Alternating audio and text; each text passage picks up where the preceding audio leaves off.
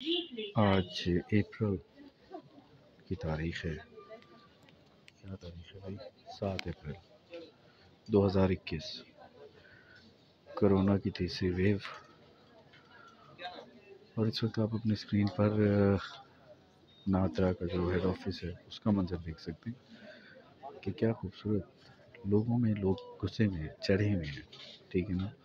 वक्त ही नहीं है इतना, यानी इतनी जगह भी नहीं छोड़ रहे हम कि कोरोना बीच में आए और लोगों को लगे।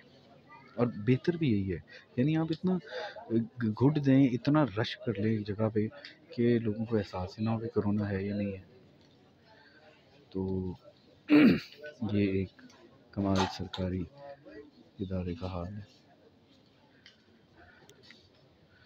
और देखिए पूरी पूरी पूरी जगह पे, यानी सिर्फ ये नहीं है कि आप कहीं पे भी जाके अकेले में बात करें, पूरी जगह पे हर जगह आपको मुकम्मल लॉकडाउन नज़र आएगा।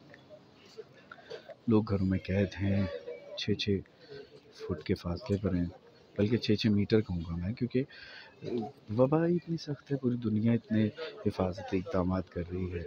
देखिए सब ने मास्क पहने हुए, तो एक बड़ा अच्छा ही माहौल लगता है।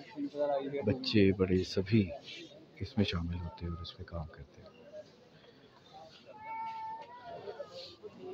चलिए, नात्रा हेडक्वार्टर